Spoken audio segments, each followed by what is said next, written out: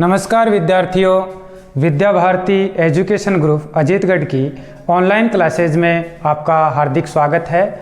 मैं करण सिंह आपके लिए भौतिक विज्ञान में प्रकाशिकी का पार्ट 2 लेकर आया हूं। आज पार्ट 1 आपके लिए काफ़ी हेल्पफुल रहा होगा। पार्ट 1 को आप बार बार देखें और चैनल को सब्सक्राइब करें और बेल आइकन को ज़रूर दबाएं।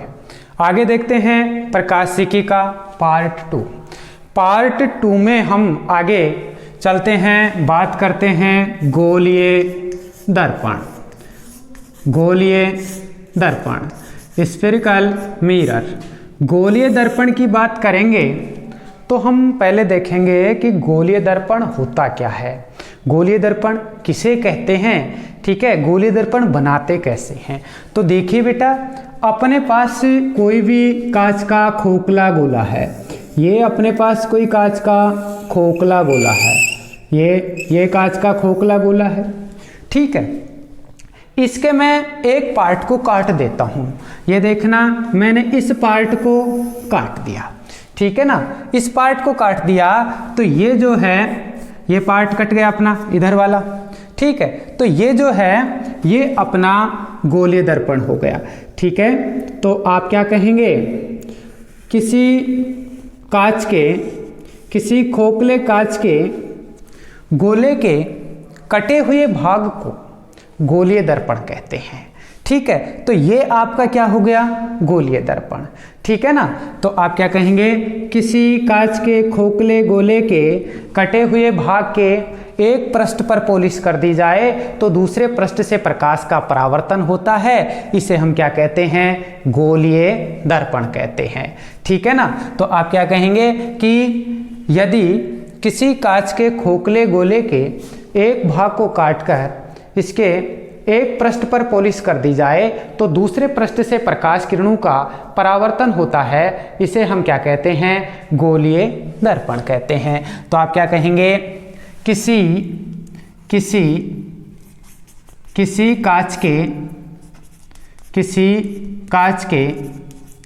खोखले गोले के, किसी कांच के खोखले गोले के एक भाग को काटकर, किसी कांच के खोखले गोले के एक भाग को काटकर, एक भाग को काटकर इसके एक पृष्ठ पर पॉलिश कर दी जाए, एक पृष्ठ पर क्या कर दी जाए, पॉलिश कर दी जाए, एक पृष्ठ पर पॉलिश कर दी जाए तो दूसरे पृष्ठ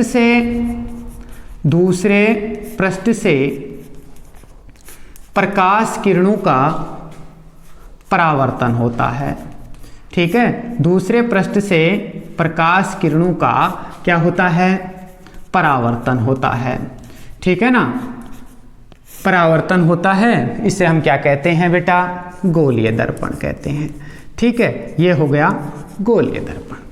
अब ये जो गोलीय दर्पण है ये 2 प्रकार का होता है। गोलीय दर्पण कितने प्रकार का होता है, ये गोलीय दर्पण जो है अपने पास कितने प्रकार का होता है, 2 प्रकार का। 2 प्रकार का होता है। मैं नंबर 1 की बात करता हूं यहां पर। नंबर 1 अवतल दर्पण, अवतल दर्पण, कॉनकेव मिरर, ठीक है। नंबर 2 पे मैं बात करता हूं उत्तल दर्पण। नंबर 2 पे चलते हैं, क्या है बेटा, उत्तल दर्पण, कॉन्वेक्स मिरर, ठीक है। अब ये जो अवतल दर्पण क्या होता है, इस अवतल दर्पण की हम बात करें, ठीक है। यदि गोलीय दर्पण के बाहरी पृष्ठ पर पॉलिश कर दी जाए, ये गोलीय दर्पण हो गया अपना, इस गोलीय दर्पण के बाहरी पृष्ठ पर हम क्या कर दें, पॉलिश कर दें, तो आंतरिक पृष्ठ से प्रकाश किरणों का क्या होता है, परावर्तन होता है। या हम ऐसा कह दें कि आंतरिक पृष्ठ परावर्तक पृष्ठ बन जाता है, इसे क्या कहते हैं, अवतल दर्पण कहते हैं। तो अवतल दर्पण में हम क्या कहेंगे, यदि गोलीय दर्पण के बाहरी पृष्ठ पर बाहरी पृष्ठ पर, यदि गोलीय दर्पण के बाहरी पृष्ठ पर पॉलिश कर दी जाए, यदि गोलीय दर्पण के बाहरी पृष्ठ पर पॉलिश कर दी जाए तो, यदि गोलीय दर्पण के बाहरी पृष्ठ पर पॉलिश कर दी जाए तो आंतरिक पृष्ठ परावर्तक पृष्ठ बन जाता है। आंतरिक पृष्ठ क्या बन जाता है? परावर्तक पृष्ठ बन जाता है। ठीक है ना, इसे क्या कहेंगे बेटा? अवतल दर्पण कहेंगे। ठीक है, अब अवतल दर्पण का मैं चित्र बनाऊं, ठीक है ना, अवतल दर्पण का यहीं बना देता हूं मैं चित्र, ये रहा, यहां बना दिया, ये आपका गोलीय दर्पण हो गया। इसके बाहरी पृष्ठ पर मैं क्या कर देता हूं? पॉलिश कर देता हूं। यहाँ पर बाहरी पृष्ठ पर मैंने क्या कर दी? इसके पॉलिश कर दी। तो ये तो हो गई अपनी पॉलिश, ठीक है ना, ये तो क्या हो गई? पॉलिश। और ये क्या बन गया? परावर्तक पृष्ठ। ये क्या बन गया बेटा? परावर्तक पृष्ठ बन गया। ठीक है, बाहरी पृष्ठ पर पॉलिश कर दी जाए तो आंतरिक पृष्ठ क्या बन जाता है? परावर्तक पृष्ठ बन जाता है। ये दर्पण क्या करता है? ये दर्पण प्रकाश किरणों को एक बिंदु पर फोकसित करता है, इसलिए इसे अभिसारी दर्पण भी कहते हैं। ठीक है ना, तो आप क्या कह देंगे इसमें? प्रकाश किरणों को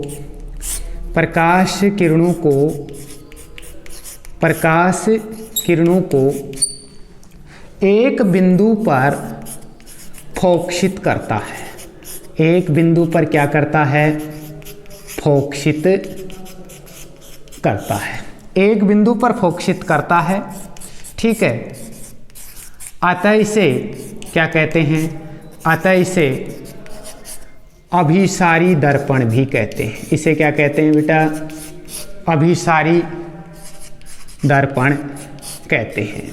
इसे अभिसारी दर्पण कहते हैं। ओके, चलिए आगे चलते हैं। उत्तल दर्पण। उत्तल दर्पण में हम क्या करेंगे? उत्तल दर्पण में देखना, इधर बना देता हूं इसका चित्र।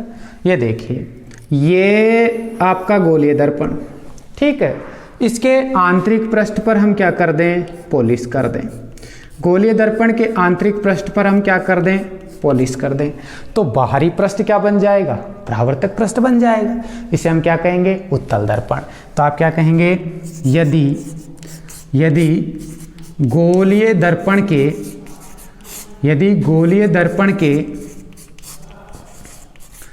आंतरिक पृष्ठ पर, उसमें किस पर किया था पॉलिश? बाहरी पृष्ठ पर। आंतरिक पृष्ठ पर पॉलिश कर दी जाए, यदि गोलीय दर्पण के आंतरिक पृष्ठ पर पॉलिश कर दी जाए तो बाहरी पृष्ठ परावर्तक पृष्ठ बन जाता है। बाहरी पृष्ठ क्या बन जाता है? परावर्तक पृष्ठ बन जाता है। ठीक है, आंतरिक पृष्ठ पर हमने क्या कर दी बेटा? पॉलिश कर दी, तो बाहरी पृष्ठ क्या बन गया? परावर्तक पृष्ठ। इसे हम क्या कह देंगे? उत्तल दर्पण कह देंगे। इधर देखिए, प्रकाश किरणों को एक बिंदु पर फोकसित करता है, उल्टा कर दीजिए, प्रकाश किरणों को फैला देता है, इसलिए इसे अपसारी दर्पण भी कहते हैं। तो आप क्या कहेंगे? यह प्रकाश किरणों को फैला देता है। प्रकाश किरणों को क्या करता है? फैला देता है। यह प्रकाश किरणों को फैला देता है, अतः इसे क्या कह देंगे बेटा? अतः इसे अपसारी दर्पण भी कहते हैं। ठीक है ना, इसे कौन सा दर्पण कहेंगे? अपसारी दर्पण। अतः इसे क्या कहते हैं? अपसारी दर्पण भी कहते हैं। तो यहाँ पर हमने आंतरिक पृष्ठ पर क्या कर दी थी? पॉलिश कर दी थी, ठीक है, और बाहरी पृष्ठ क्या बन गया? परावर्तक पृष्ठ बन गया। ठीक है ना, तो ये आपके पास दर्पण के क्या हो गए बेटा? प्रकार हो गए। ठीक है, गोलीय दर्पण की हमने बात कर ली। ठीक है, किसी कांच के खोखले गोले के एक भाग को काटकर एक पृष्ठ पर पॉलिश कर दी जाए तो दूसरे पृष्ठ से प्रकाश का परावर्तन हो जाता है। ठीक है, इसे क्या कहते हैं? इसे क्या कहते हैं बेटा? गोलीय दर्पण। गोलीय दर्पण कितने प्रकार के हुए? 2 प्रकार के, अवतल, उत्तल। ठीक है, बाहरी पृष्ठ पर पॉलिश कर दी जाए तो आंतरिक पृष्ठ क्या बन जाता है? परावर्तक पृष्ठ बन जाता है। क्या कह देंगे? अवतल दर्पण कह देंगे। ये प्रकाश किरणों को एक बिंदु पर फोकसित करता है। ठीक है, इसलिए इसे क्या कहते हैं? अभिसारी दर्पण कहते हैं। ये क्या करता है? इसमें क्या करते हैं कि गोलीय दर्पण के आंतरिक पृष्ठ पर पॉलिश कर दी जाए तो बाहरी पृष्ठ से प्रकाश किरणों का परावर्तन होता है, या बाहरी पृष्ठ क्या बन जाता है? परावर्तक पृष्ठ बन जाता है। यह है, इसे क्या कहते हैं? उत्तल दर्पण कहते हैं। और ये दर्पण क्या करता है? ये दर्पण प्रकाश किरणों को फैला देता है। ये दर्पण प्रकाश किरणों को फैला देता है, इसलिए इसे अपसारी दर्पण कहते हैं। ठीक है, आगे चलते हैं। आगे चलते हैं, आप इसका स्क्रीनशॉट ले लीजिए या वीडियो को पॉज करके आप लिख भी सकते हैं। ठीक है, आगे चलते हैं। दर्पणों से संबंधित महत्वपूर्ण परिभाषाएं।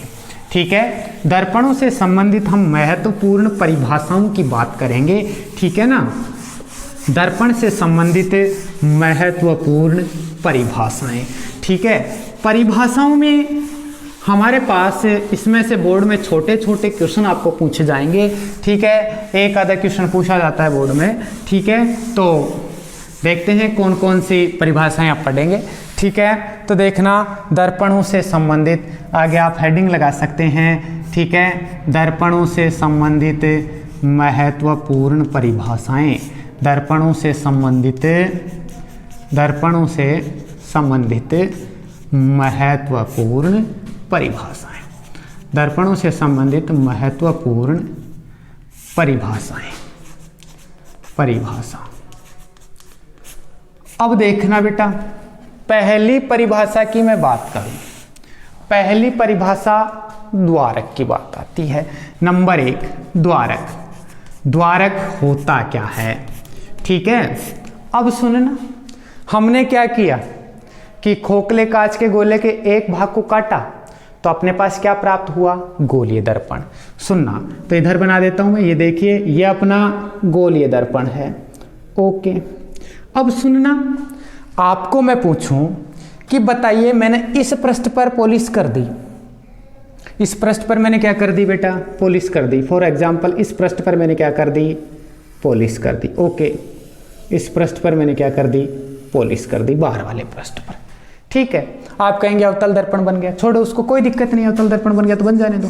आगे देखते हैं, आगे देखते हैं। बाहर वाले पृष्ठ पर पॉलिश कर दी तो बताइए प्रकाश किरणों का परावर्तन कौन से पृष्ठ से होगा? बाहर वाले से, अंदर वाले से? आंसर होगा अंदर वाले से। ठीक है ना, अंदर वाले पृष्ठ से क्या होगा? प्रकाश किरणों का परावर्तन होगा। ठीक है, तो अब बात आगे आती है कि परावर्तन, क्या यहां से यहां पर कोई प्रकाश किरण आपतित होगी, उसका परावर्तन होगा? आंसर है होगा, यहां पर होगा। जहां भी इस पृष्ठ पर जहां भी प्रकाश किरण आपतित होगी वहीं से प्रकाश किरण का परावर्तन होगा। तो अपना आंसर मिल गया, क्या? दर्पण के उस भाग का व्यास जहां से प्रकाश किरणों का परावर्तन होता है क्या कहलाता है? दर्पण कहलाता है। तो पहली परिभाषा, दर्पण के, आप कह देंगे गोलीय दर्पण के, गोलीय दर्पण के उस भाग का व्यास, गोलीय दर्पण के उस भाग का व्यास, गोलीय दर्पण के उस भाग का व्यास जिससे प्रकाश किरणों का, जिससे प्रकाश किरणों का परावर्तन होता है। दर्पण के उस भाग का व्यास जिससे प्रकाश किरणों का परावर्तन होता है। ठीक है, परावर्तन होता है। ठीक है, क्या कहलाता है? द्वारक कहलाता है। ठीक है, नंबर 2, नंबर 2 पे मैं बात करता हूं ध्रुव। ध्रुव की बात करते हैं कि ध्रुव क्या होता है। ठीक है, ध्रुव, ठीक है, दर्पण के मध्य बिंदु को, गोलीय दर्पण के मध्य बिंदु को ध्रुव कहते हैं। जो अपना गोलीय दर्पण है इसका मध्य बिंदु क्या कहलाता है? ध्रुव कहलाता है। ये गोलीय दर्पण था, यहाँ पर जो भी बिंदु होगा वो क्या कहलाएगा? ध्रुव कहलाएगा। इसे हमने ओ से व्यक्त कर दिया। तो आप क्या कहेंगे? दर्पण के दर्पण के मध्य बिंदु को, दर्पण के मध्य बिंदु को क्या कहते हैं? दर्पण के मध्य बिंदु को ध्रुव कहते हैं। दर्पण के मध्य बिंदु को ध्रुव कहते हैं। दर्पण के मध्य बिंदु को ध्रुव कहते हैं। ओके, और इसे किससे डिनोट कर दिया हमने? ओ से। इसे ओ से व्यक्त करते हैं। इसे किससे व्यक्त करते हैं? ओ से व्यक्त करते हैं। दो परिभाषाएं हो गई। ठीक है, आगे चलते हैं। अब आगे चलते हैं सेंटर ऑफ कर्वेचर, वक्रता केंद्र। सेंटर ऑफ कर्वेचर नंबर 3, वक्रता केंद्र। अब आप कहेंगे कि वक्रता केंद्र क्या होता है? ठीक है ना, वक्रता केंद्र। अब सुनना, ये जो गोलीय दर्पण है ये कहाँ से प्राप्त किया हमने?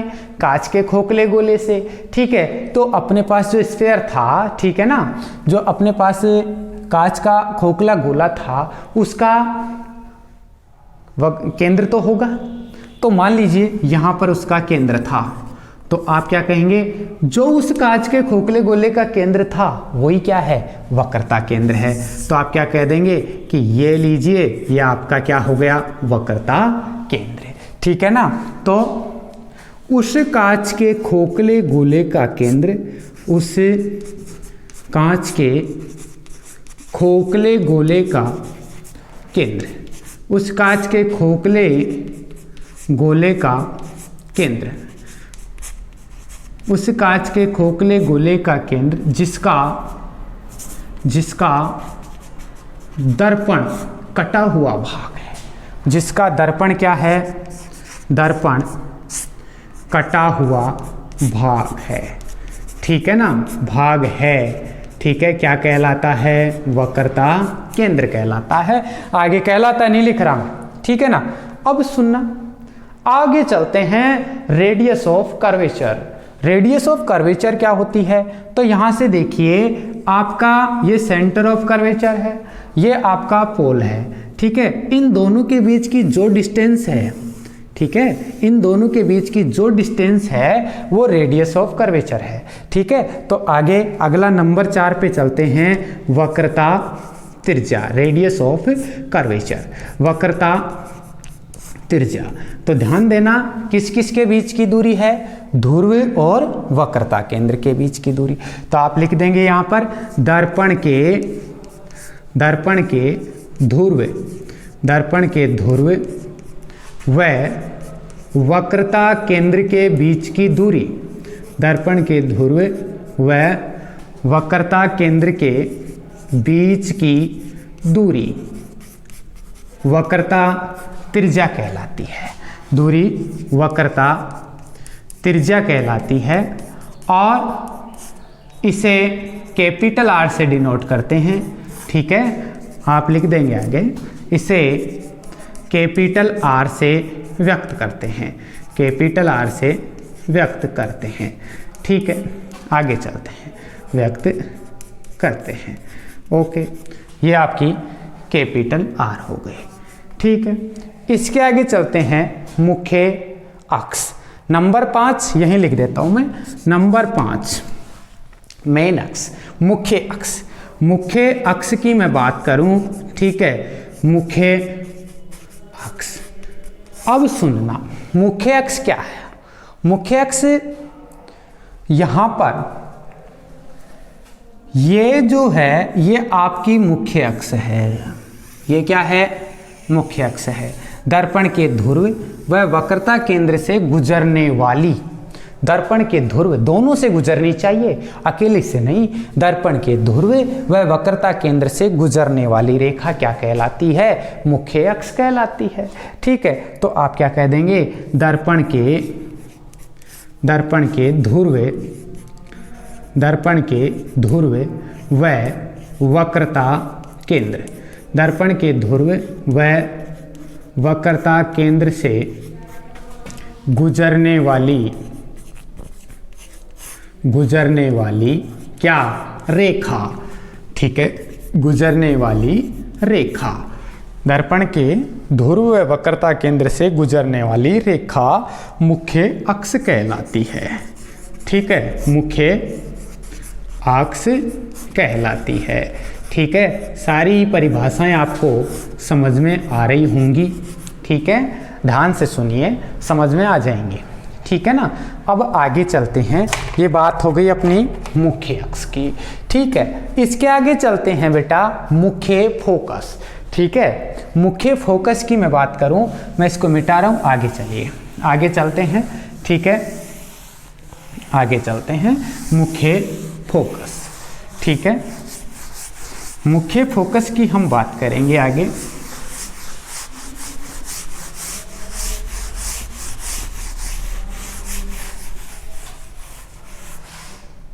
मुख्य फोकस नंबर 6, मुख्य फोकस। मुख्य फोकस, अब देखना मुख्य फोकस क्या है। अब आप देखेंगे कि दर्पण पर कोई भी प्रकाश किरण ऐसे आपतित होती है, या आपतित हो रही है। आपतित होगी तो सीधी सी बात है, इसका क्या होगा, परावर्तन होगा। परावर्तन होगा तो ये मुख्य अक्ष को कहीं ना कहीं पर काटेगी। इसे हम क्या कहते हैं, मुख्य फोकस कहते हैं।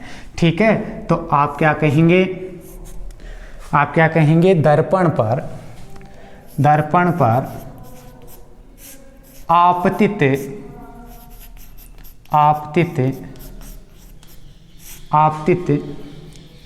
प्रकाश किरण, दर्पण पर आपतित प्रकाश किरण परावर्तन के पश्चात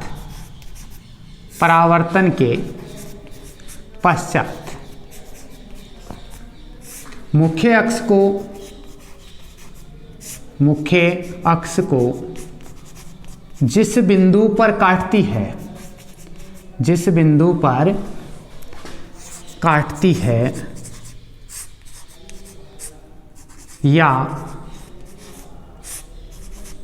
या काटती हुई प्रतीत होती है, काटती हुई प्रतीत होती है, क्या कहलाता है, मुख्य फोकस कहलाता है। मुख्य फोकस कहलाता है। ओके, चलिए आगे, मुख्य फोकस कहलाता है। ठीक है, अब यहाँ पर और लिख देता हूँ, इसे कैपिटल F से व्यक्त करते हैं। कैपिटल F से व्यक्त करते हैं। क्या किससे व्यक्त करते हैं, कैपिटल F से व्यक्त करते हैं। ओके, आगे चलिए। अब काटती हैं, बात समझ में आ रही है, लेकिन काटती हुई प्रतीत कैसे होती हैं, ये बात समझ में नहीं आ रही। तो देखिए, ये मैंने कहा था अभी थोड़ी देर पहले, आपने कहा था कि सर ये उत्तल दर्पण बन गया, सॉरी अवतल दर्पण बन गया। अब मैं उत्तल दर्पण और बना दूं, बना दो सर, बना दूं।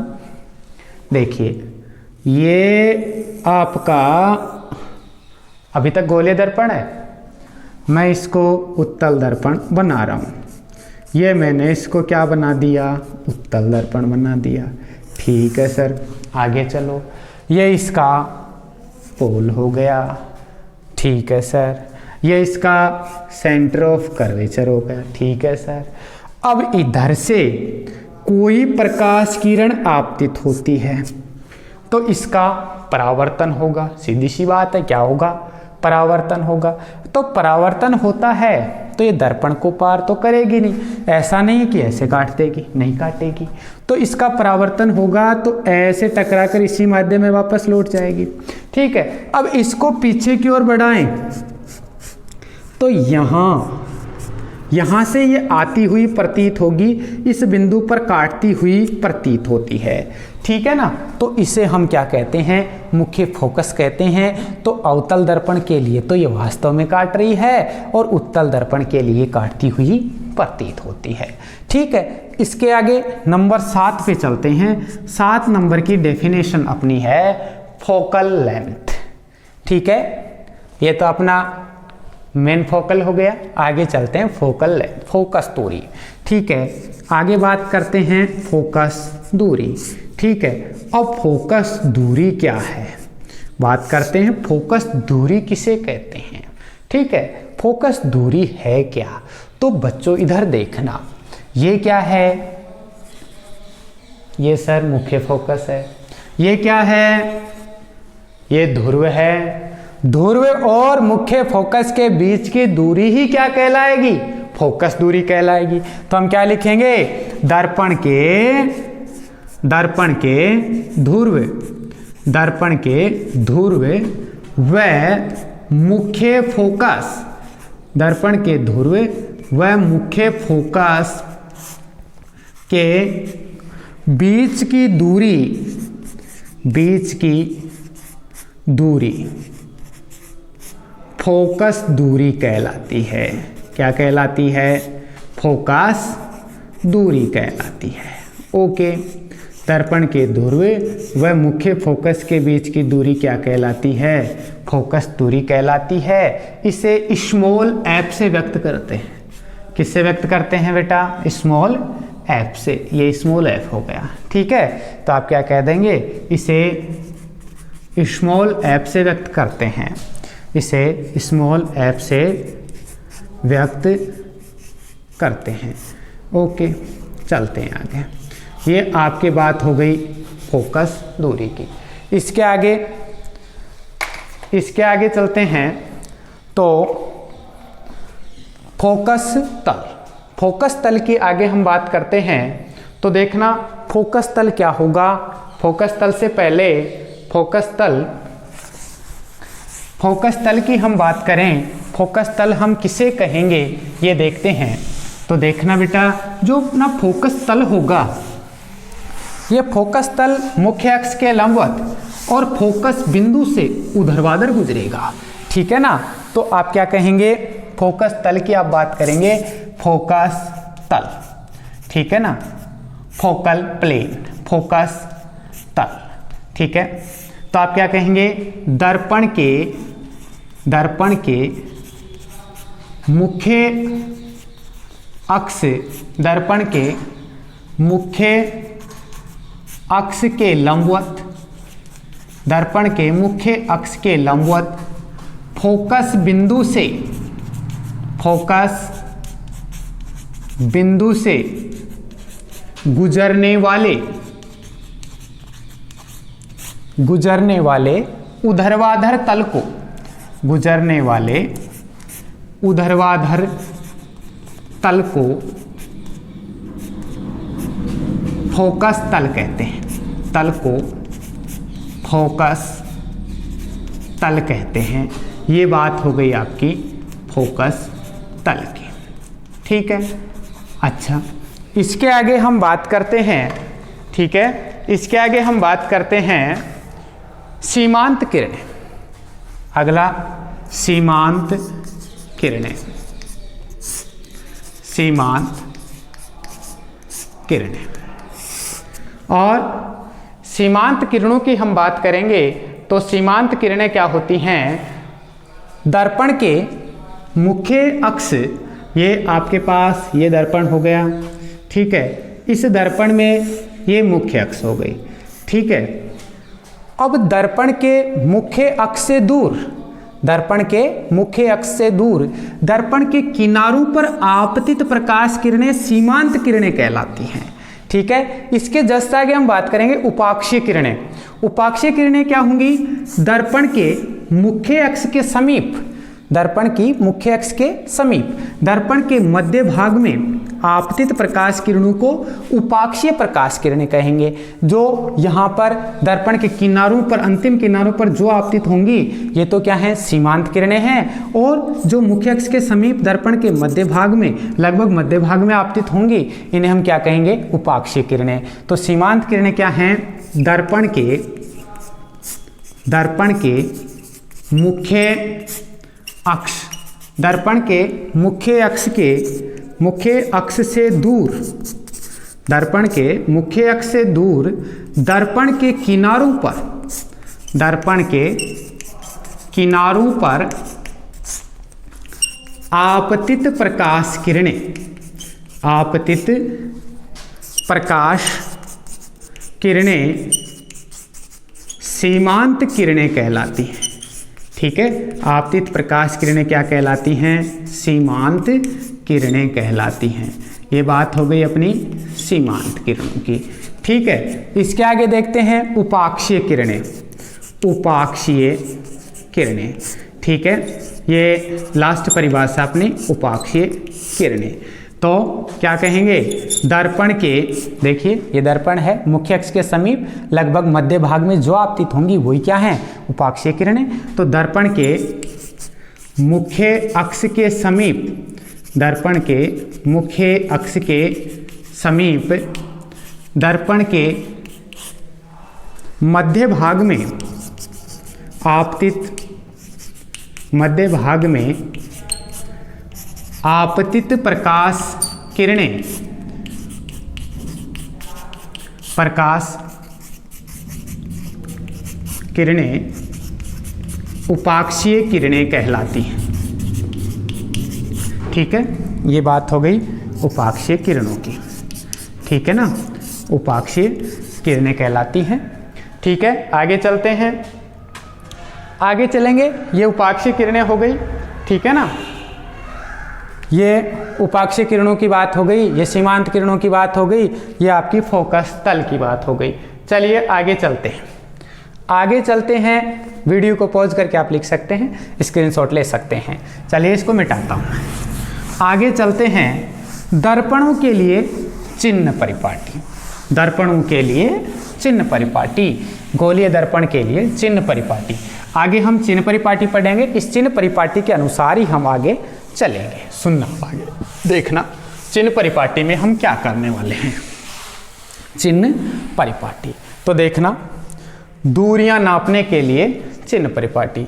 ठीक है, दर्पणों के लिए चिन्ह परिपाटी, चिन्ह परिपाटी। देखना बेटा, चिन्ह परिपाटी की हम बात करते हैं आगे। चिन्ह परिपाटी, सुनना इसमें, यहां पर ये आपका गोलीय दर्पण हो गया, इसे मैं अवतल दर्पण ही ले लेता हूं, कोई दिक्कत नहीं, कोई सा दर्पण ही ले लो, दोनों गोलीय उत्तल और अवतल। तो देखिए ये आपके पास ये मुख्य अक्ष हो गई। ठीक है, ये इसका ध्रुव हो गया। ठीक है, 1 बाय 1 करके आगे पढ़ते रहेंगे। चलिए पहले बात करते हैं, ये इसकी क्या है? मुख्य अक्ष। अब आपके पास 3 अक्ष होती हैं, एक्स एक्स, वाई एक्स और जेड एक्स। ये कौन सी एक्स होनी चाहिए आपके हिसाब से? आप मानते हैं, ये देखिए, ये आपके पास, ये आपकी एक्स एक्स, ये वाई एक्स और ये आपकी जेड एक्स। तो ये एक्स अक्ष है। तो पहली बात, मुख्य अक्ष किसे मानेंगे? ठीक है, मुख्य अक्ष। तो आप कह देंगे एक्स अक्ष को प्रकाशिक निकाय का मुख्य अक्ष माना जाता है। पहली चिन्ह परिपाटी में पहला पॉइंट लिखेंगे, किसको? एक्स अक्ष को। किसको? एक्स अक्ष को प्रकाशिक निकाय का, प्रकाशिक निकाय का मुख्य अक्ष माना जाता है। पहली बात, मुख्य अक्ष माना जाता है। ओके, ये बात हो गई नंबर 1। नंबर 2, एक बात समझ में आ गई कि एक्स एक्स किसे मानेंगे? सॉरी, मुख्य अक्ष किसे मानेंगे? एक्स एक्स को। एक्स एक्स को प्रकाशिक निकाय का मुख्य अक्ष माना जाता है। नंबर 2, जितनी भी हम दूरियां मापेंगे वो सभी ध्रुव से मापनी है और कहीं से आपको नहीं मापनी है। तो आप क्या कहेंगे? सभी दूरियां कहाँ से मापेंगे? सभी दूरियां दर्पण के ध्रुव से नापी जाती हैं। सभी दूरियां दर्पण के कहाँ से नापी जाती हैं? सभी दूरियां दर्पण के ध्रुव से नापी जाती हैं। ओके, सभी दूरियां कहाँ से नापी जाती हैं? दर्पण के ध्रुव से नापी जाती है। ठीक है, नंबर 3 नंबर 3 पे चलते हैं। तो हम बात करेंगे कि आपतित किरण की दिशा में मापी गई सभी दूरियां धनात्मक होती हैं। प्रकाश किरण इधर जा रही है तो इसकी दिशा में मापी जाने वाली सभी दूरियां क्या होती हैं? धनात्मक।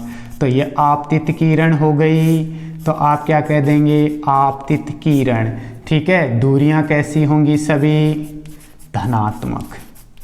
ठीक है, अच्छा जी। अब आप कहें कि गुरुजी आपतित किरण की दिशा में मापी गई सभी दूरियां धनात्मक हैं, और यदि कभी हमें आपतित किरण के विपरीत दिशा में चलना पड़े तो हम क्या करें? तो आपको धनात्मक की जगह ऋणात्मक करना है। तो आप यहाँ पर लिख सकते हैं, ठीक है ना। तो आपतित किरण के विपरीत दिशा में मापी गई सभी दूरियां क्या होती हैं? ऋणात्मक होती हैं। ठीक है, जैसे यहाँ पर इधर तो ये माप ली हमने। ठीक है, यह आपतित किरण है, यहाँ पर मैं कह देता हूँ यह आपतित किरण है। आपतित किरण, आपतित किरण।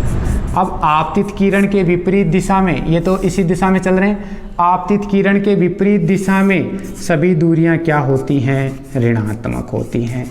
आपतित किरण के विपरीत दिशा में सब मापी गई सभी दूरियां क्या होती हैं? ऋणात्मक होती हैं। तो नंबर 3 पे लिख देते हैं क्या? आपतित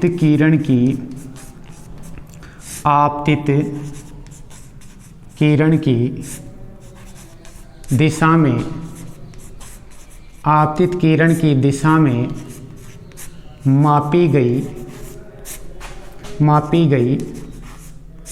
सभी दूरियां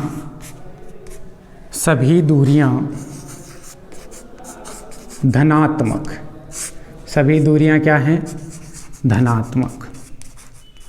वह आपतित किरण के विपरीत दिशा में, आपतित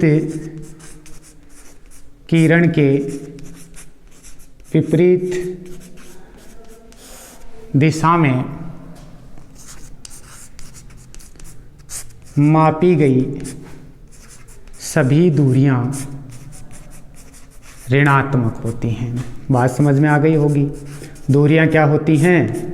ऋणात्मक होती हैं। ठीक है, अच्छा आगे चलते हैं, नंबर 4 पे बात करते हैं। ठीक है, अब ये मुख्य अक्ष है, मुख्य अक्ष से ऊर्ध्वाधर ऊपर की ओर मापी गई सभी दूरियां धनात्मक होती हैं। ध्यान रहे, मुख्य अक्ष से ऊर्ध्वाधर ऊपर की ओर मापी गई सभी दूरियां धनात्मक होती हैं। मुख्य अक्ष से ऊर्ध्वाधर नीचे की ओर मापी गई सभी दूरियां ऋणात्मक होती हैं। ठीक है, तो अगला अपने पास क्या आ गया कि मुख्य अक्ष से ऊर्ध्वाधर ऊपर की ओर मापी गई सभी दूरियां क्या होती हैं?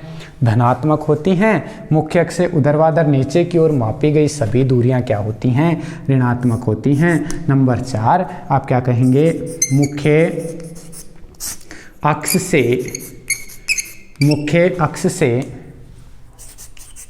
ऊर्ध्वाधर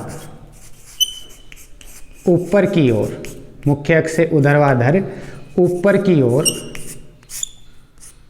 मापी गई सभी दूरियां, मापी गई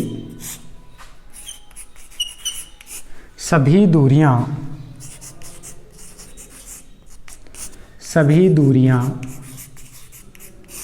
धनात्मक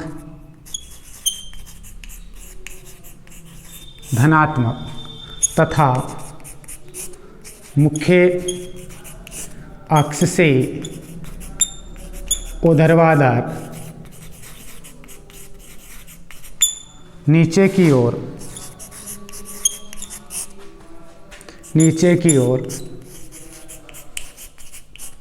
मापी गई सभी दूरियां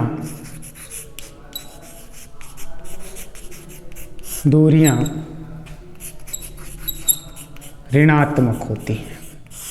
ठीक है, अच्छा आगे चलते हैं। नंबर 5, बिंब की दूरी सदैव ऋणात्मक ली जाती है। बिंब की दूरी सदैव क्या होती है? बिंब की दूरी सदैव ऋणात्मक होती है। बिंब की दूरी सदैव क्या होती है? ऋणात्मक होती है। यह आपके पास चिन्ह परिपाटी हो गई।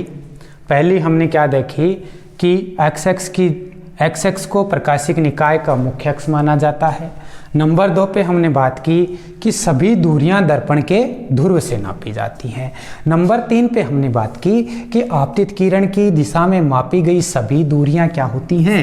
धनात्मक होती हैं। आपतित किरण के विपरीत दिशा में मापी गई सभी दूरियां क्या होती हैं? ऋणात्मक होती हैं। मुख्य अक्ष से ऊर्ध्वाधर ऊपर की ओर मापी गई सभी दूरियां धनात्मक होती हैं। मुख्य अक्ष से ऊर्ध्वाधर नीचे की ओर मापी गई सभी दूरियां ऋणात्मक होती हैं। बिंब की दूरी सदैव ऋणात्मक ली जाती है। ठीक है, आगे चलते हैं गोलीय दर्पण से प्रतिबिंब निर्माण। गोलीय दर्पण से प्रतिबिंब निर्माण। ठीक है, अगला टॉपिक गोलीय दर्पणों से प्रतिबिंब निर्माण जो है हम अगले वीडियो में पढ़ेंगे। ये अपना प्रकाशिकी का पार्ट 2 था। जल्दी आपके पास जो है पार्ट 3 लेकर आएंगे। तब तक के लिए आप पढ़ते रहिए। वीडियो को लाइक कीजिए, चैनल को सब्सक्राइब कीजिए और बेल आइकन को दबाइए, जिससे हमारे आप तक जो है भेजे गए वीडियो के नोटिफिकेशन आपको मिलते रहें और आप आसानी से पढ़ते रहें। धन्यवाद।